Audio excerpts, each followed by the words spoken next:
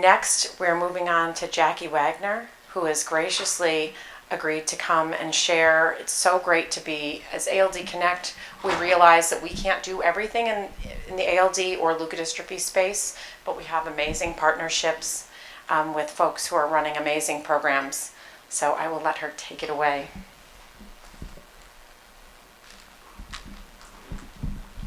Thank you so much, Kathleen. Thank you so much, Dr. Eichler, for inviting me to come.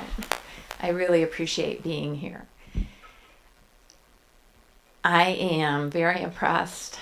It's my first ALD Connect meeting, and I've been involved with leukodystrophies for over 20 years through the Hunter's Hope Foundation, and I love what you guys are doing.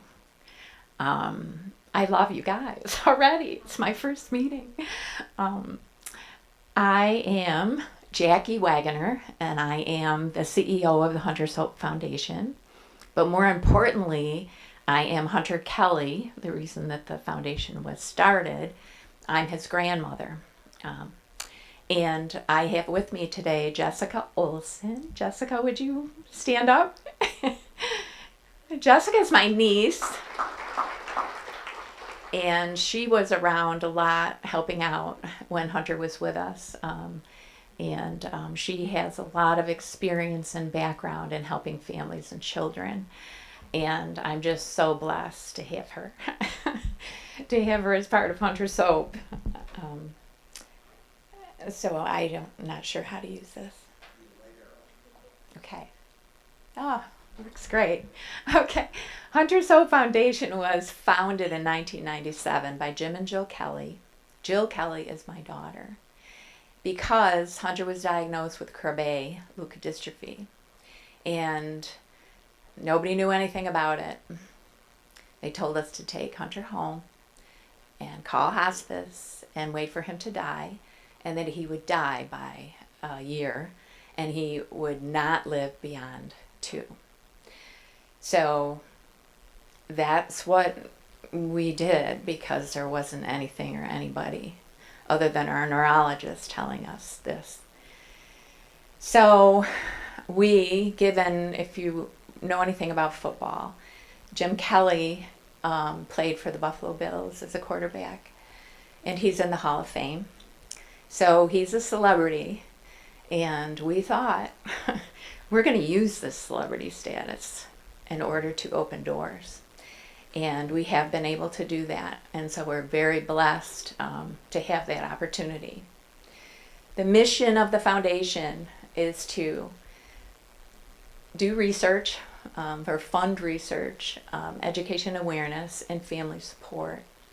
And it's been pretty much a third, of each in each area over the years, until maybe the last few years. It's focused more on the Leukodystrophy Care Network and family support. We do a lot of education awareness, though.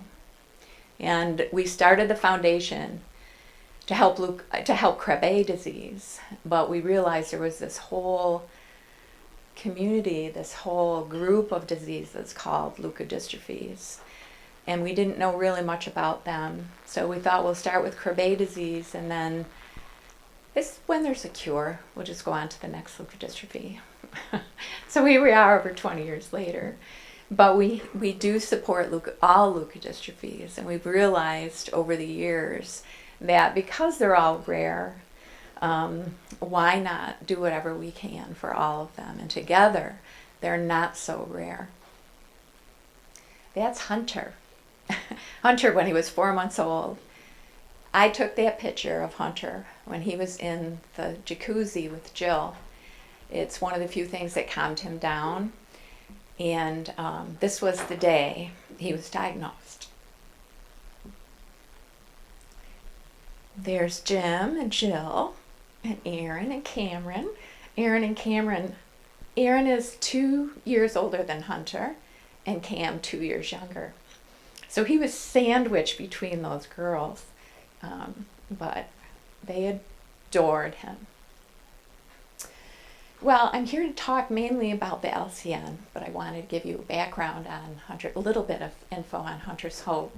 The LCN is a Hunter's Hope program. but it's for the Luca Dystrophy community. It's not for just Hunter's Hope and what we're doing. It was created because of the need within the entire world of Luca Dystrophy, and I know that's super big, but you know what, you got to start somewhere. So why the LCN? Well, Hunter and the other children that we learn about through Hunter's Hope is why.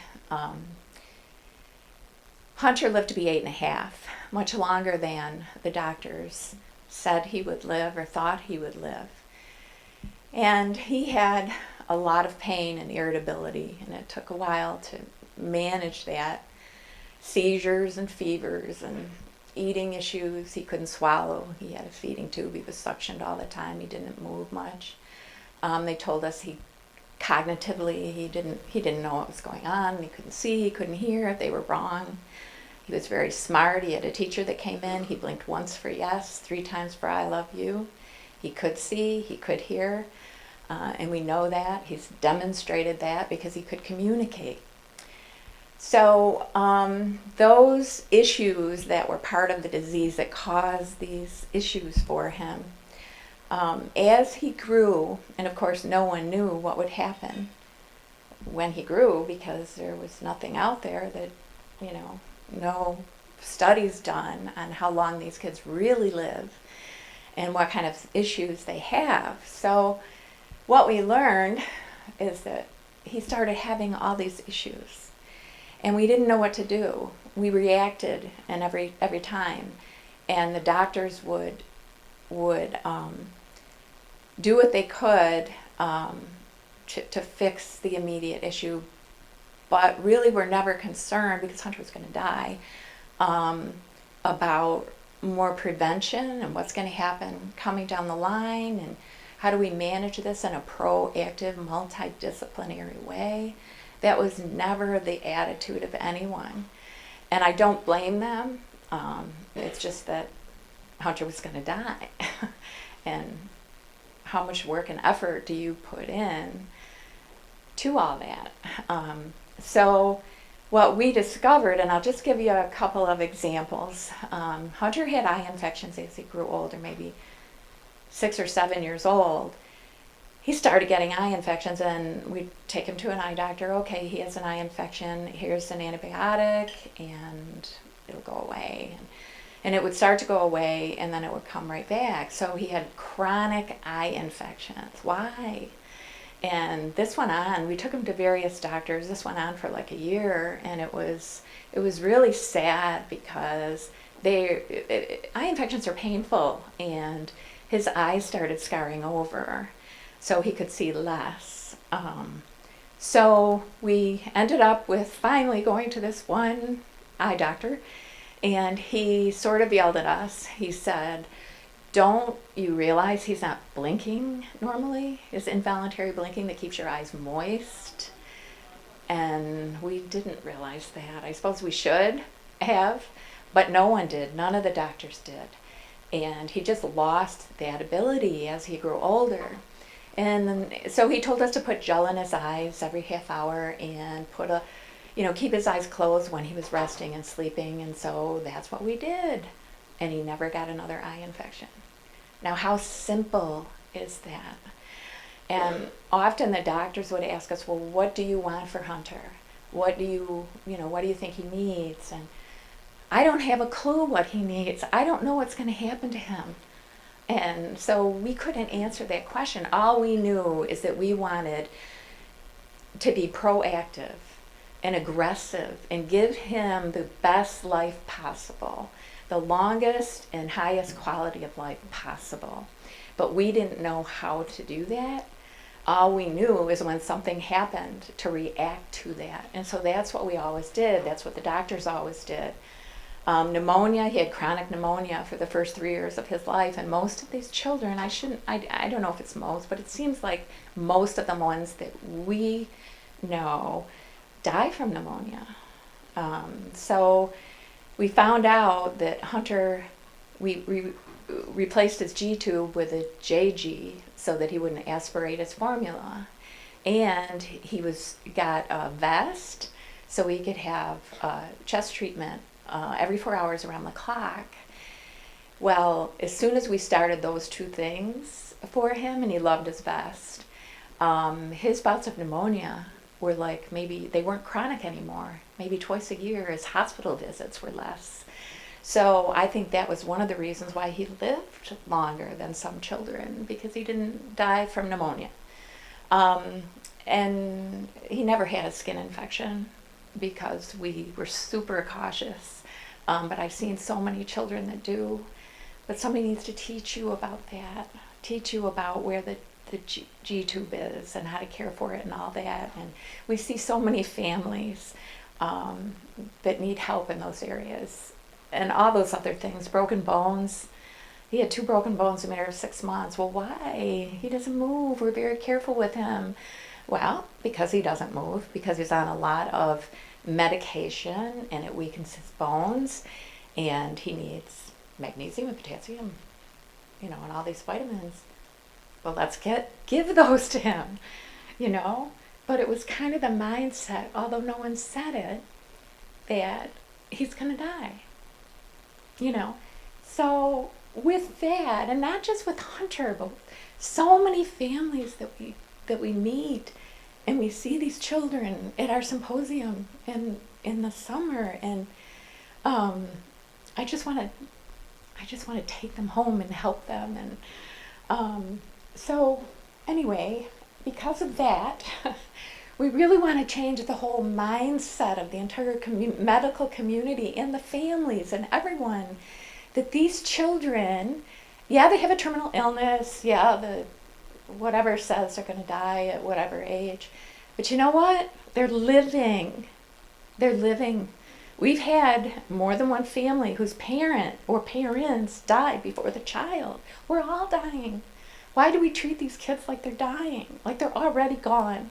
And that's the way we did for the first year of Hunter's life, until we realized, really God intervened, and he showed us how to live. He showed us how to give Hunter life. So the LCN, Hunter's Hope, is all about life and hope. And thank you and bless you, the panel that was up here yesterday, and the life-giving, positive attitudes that you guys have. They're incredible. Jessica and I were over there taking notes, of the things that you talked about, and, the fear, and, you turned everything around to something positive. And that's what we need to do. You guys do that. That's why I love you, I think.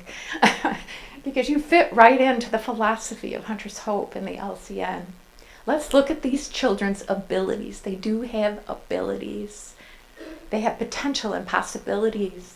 Let's give them the highest quality of care with a proactive, multidisciplinary approach to long-term, not short-term, long-term, because we don't know how long that's going to be. So let's not just sit back and wait. Let's do something. Let's live in comprehensive care. So the LCN Mission, the Leukodystrophy Care Network, LCN Mission, is to revolutionize the health and quality of life of those affected by leukodystrophies. It's a big call, but it's all of us together that are going to make that happen. How are we organized? How are we structured? We have a coordinating center at Hunter's Hope, the Hunter's Hope staff, which is me and Jessica and Anna Grantham, who you may have met last year. I think she presented here last year. And Laura Schrantz, who's my executive assistant, who just does everything. If you need a bill paid, she'll take care of you. Our steering committee, which is all family advocates. I think we have 19 on our steering committee. Centers that are certified, others that are emerging to certification, others that are affiliates, they're part of the network. Care coordinators. We had a meeting and asked the directors of the certified centers, what is the greatest need that you have, given the purpose of the LCN and what we want to do. They said a care coordinator. We need a point person, a navigator, a person that can help the families navigate through this system. It's really the person in control, right, Katie? Yeah. And work groups, we have several work groups like you do, and they're wonderful. They get things done, projects, right? And the LD community, to be connected with all, within the LD community, so we don't duplicate efforts. We complement each other and we link to each other, and we're stronger because we're together. The steering committee, these are some of the members of the steering committee. Your family, you might recognize some of them. Bob Runner's there. Greg Benton missed this meeting, but he was part of the LCN steering committee, but then he was a world traveler and went to school and all these wonderful things. And I saw him yesterday, and I said, "Will you come back?" He goes, "I'm back." So, see his name down there? I put it in bold. Thank you, Greg. We love you and your mom. Okay, so where have we come? Where have we come so far with the LCN vision, right? We had a group like you in Buffalo when we started to try to understand where the gaps were and how we could achieve this mission of the LCN. And so out of that meeting came the structure, and CF, Cystic Fibrosis Network, is really our model for what they did. If you're not familiar with it, look it up. It's amazing. And they did it through a collaborative, networked clinical practice guidelines, family support, that whole bit. So we copy them, and they're willing to let us. They're wonderful people. So since then, today, we have 8 certified centers, 4 more that we hope to be certified next year, 5 more that are in the network as either affiliates or for other reasons, and several that we're beginning discussions with. Our care coordinators are organized, getting more organized. They're leaders, they're contributing to the CPGs, clinical practice guidelines, and sharing best practices, etc. I love that group. They are so they're so willing to help each other, and their heart is in the right place, and they're smart, and they're just wonderful. Well, all you guys are, but the clinical coordinators are really proving to be, in my mind and heart, what the LCN really needs for the families. So clinical practice guidelines, I'll mention a little bit about what those are. We have 10 that are developed. 5 of them have been published. The rest accepted for publication. 8 are under development. And there's a medical CPG and then a family companion to those. And then the data registry. Whenever I mention that, lots of questions come up.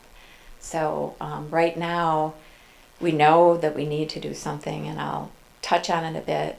And we have really good people, excellent experts in that field helping us.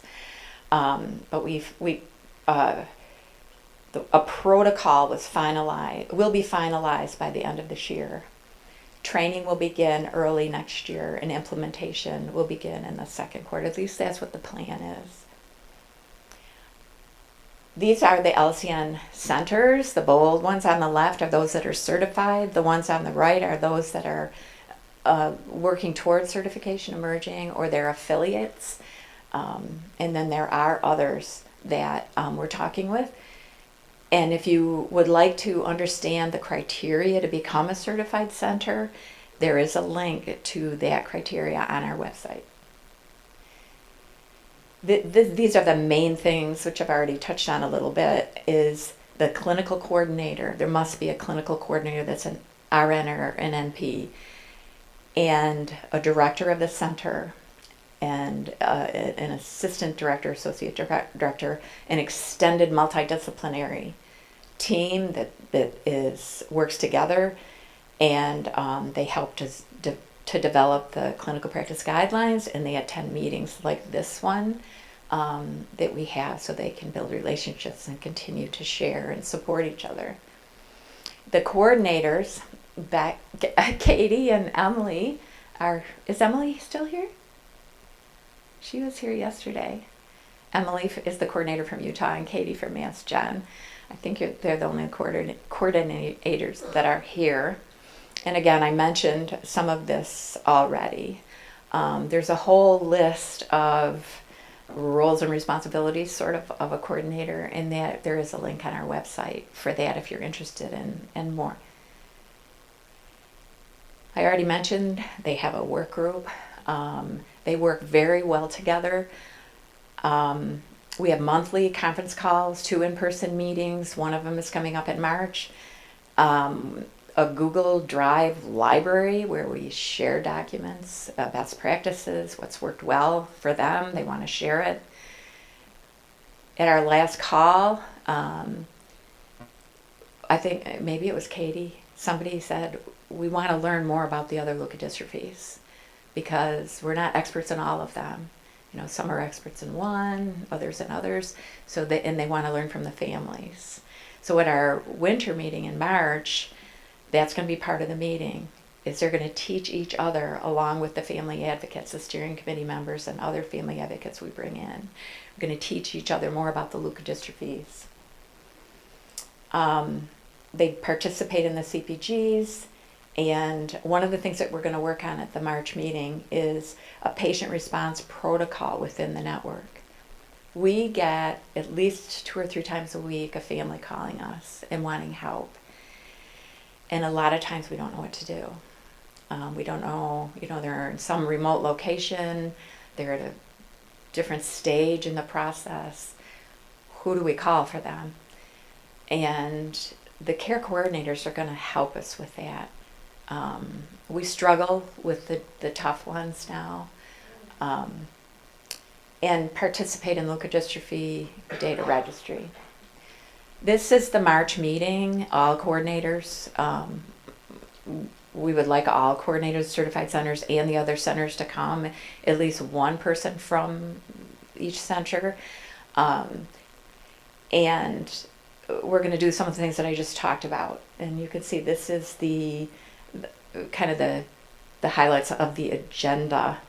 At the last item there is patient education and awareness. And you guys are already doing a lot of this, but the LCN website, we would love to link from our website we have an LCN app to your website and those calls that you talked about. I mean, and other things that are important. And we can actually, I think, on the app is remind families when a call is coming up, that type of thing, if they're registered with the app. So I just thought to break this up a little bit. This is our brochure, which you got in your folder. So if you want more information, or go to the website. But we also have an app. What you do, and it hasn't really been launched yet because we want it to be ready so that people really want to use it, but it's for families and clinicians. There might be help there for them too. There will be. You search for Hunter's Hope in the App Store, and then there'll be 2 apps. There's one for our symposium. We have an app for our symposium. And then the other one is the LCN. And just go in there and look around and make suggestions. We would love your input on that. Because we think it can be a really powerful tool for our families and for clinicians. And it's our Hunter's Hope logo that you'll see. Both of them have the logo, and one says Symposium, the other one says LCN. Okay, the clinical practice guidelines is a really important part of the LCN. They establish published, peer-reviewed standards of care to ensure that individuals with leukodystrophy have the best possible medical care and continually improve their length and quality of life. And yes, we want treatments and we want cures, and those are coming, and they are here, some of them. But for those that are too late for them, or that there isn't a treatment yet, we really want to help them the best that we can through these guidelines. Here's our team of leaders that lead the work groups for the different guidelines, and I've highlighted a couple special people there, Dr. Eichler Eric Malik. I don't know if Eric is still here, and Katie Becker. The MCG is medical guideline. The FC is family companion.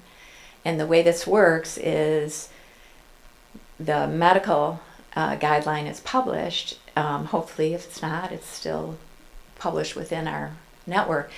Then the family companion is written based on the medical version.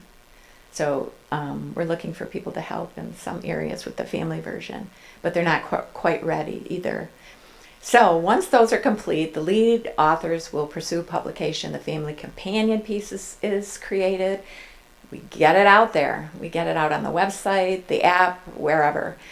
The CPG biomarkers will be identified for inclusion in the LDR. We don't know how big that is or what it looks like, but we're going to do it. The LDR data analysis will assist in the continuous improvement of those guidelines. We have work groups for family information. This is just a snapshot off our website. The CPGs are on the bottom, as you can see. The top one, family support organizations. Our steering committee, it has a work group that researched other organizations that are providing services or grants or help for families that don't have to be leukodystrophies. Any help that a leukodystrophy family could take advantage of. So there's about 30 links in there that may be helpful, from little things to big things. The second one is services, equipment, and supplies. This is to get help in writing letters to insurance companies. Elizabeth Sands, who is Hunter's physical therapist, did that for us. And she has over 100 sample letters that were successful in getting the insurance companies to pay. So, and she's going to help with writing up hints for families. How do you do this? What do you do? Who to call? All that kind of stuff. So you won't see anything in there yet, but there will be soon, probably within the next 6 months. All right, the data registry. These are the primary objectives of the Leukodystrophy Data Registry of the LCN. It's owned by us, all of us, the leukodystrophy community, not by an academic institution, not by an industry. It's owned by us. It's our data. And I'm passionate about this, emotional about this, because I've heard too many stories of rare diseases who have lost the data or can't get at the data, locked up in an academic institution. Researcher dies, can't get at the data. We're struggling at it right now with Hunter's Hope in a partnership that we have for some research. We have funded millions of dollars in research, and we can't get at most of that data. We didn't write the grant right, I guess, or the contract right. We did something seriously wrong. And too often I hear of these rare diseases. Why? I know why. But that needs to change. And that's what cystic fibrosis did. Cystic Fibrosis Foundation owns their data. And it's available for the entire community, including industry and researchers and everybody. Yeah, there's guidelines around that and all that, and yeah, you have to do that, but we figure that out. We copy them. But we need to do that. The LDR will help to determine the prognosis. This is like the primary aim of the LDR initially, phase 1. Determine the prognosis, timing, and treatment of newborn screening diseases. ALD, CRAB-A, the future ones, MLD, CTX, other ones that will be coming down. We need to capture that data. It's not done right now. And offer it back to the labs to help improve what they do. Offer it to everybody that needs to do it in order to improve the whole process. Determine the natural history of LDs to facilitate clinical trials. I know people are doing that right now. Well, we're going to work together. We're going to complement each other. Improve clinical practice guidelines. Start with a focus on newborn screening, and the system is designed to expand. Work closely with other data registry folks to ensure that there is no duplication of effort and the data is shared. Here's where we are with it. We did an RFP process in 2018. This year, we contracted with the University of Utah. The Data Coordinating Center. Is Dr. Bonkowski here? I was going to put him on the spot.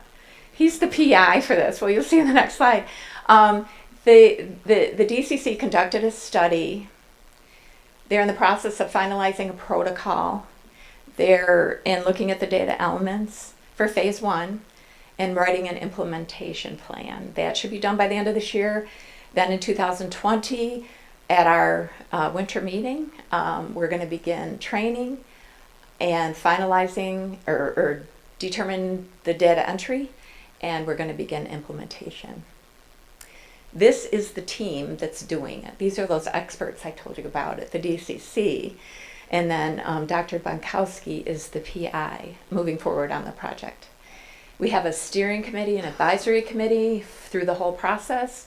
That is Dr. Kurtzberg, Matern, you probably are familiar with some of these names, Orsini, and Dr. Fatimi is in the room. Yes, and he admits it. He's agreed. And then many family advocates. The next screen is about newborn screening, and we're doing a lot of advocacy and teaming up with Elisa a lot. But one thing that I did want to share that we're doing that is relatively new is that we've, Dr. Kurtzberg is heading up a group or I forget the name of it, a council, and there are many people that can call in. And council, it's a task force of everybody that cares, right? The lab staff, the scientists, the clinicians. And their purpose is to determine strategies for providing appropriate long-term follow-up for the later onset Krabbe. We've got a follow-up protocol right now for the early onset, and we feel pretty good about it. But for the longer term, what do you do? What do you do with these kids? What do you tell these families? So to review unique cases together and to help each other and to identify data elements to be included in the LDR, ensure data entry into the LDR for those important elements, and to analyze the data and to improve those follow-up protocols going forward. So we're really, I think they had their one meeting so far. We're really excited about that group. The symposium was mentioned yesterday, that Hunters Hope has a symposium, and it's wonderful. It's like this. We've been doing it for 20 years, over 20 years, and it grows every year. This is a photo of the medical part. The medical part starts on Sunday night, all day Tuesday, all day Wednesday, then they stay. We invite them to stay. These are the medical folks. And a few family advocates. And then Wednesday night we have a welcome dinner. This year we had 62 families at our welcome dinner. And each family's picture is put up and they're introduced. They introduce themselves in a big room, and they go and they tell their brief story, where they're from. And it's powerful, it's wonderful. And that's like the introduction to the families. There they are. There's the 62 families from this year. And there's our kids that are still with us. A lot of families come back after they lose their child.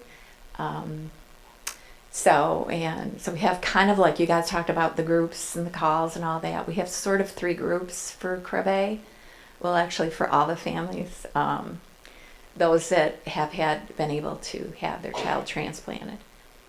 Those that lost a child, and those that still have their child but it's too late for transplant. So that's been kind of a challenge for us because they have different needs.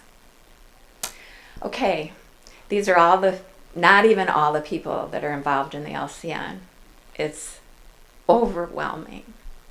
the support and the interest, and they're wonderful people, every one of them. And you'll see the highlighted ones that were here or are here now, and there's more. We'd love to add your name there too. So I thank you so much for having me, for listening. I don't know if there's time. There probably isn't time for questions. Sorry. Thank you so much. So important, all the kind of interconnectedness of the leukodystrophy community and where ALD fits right in side by side.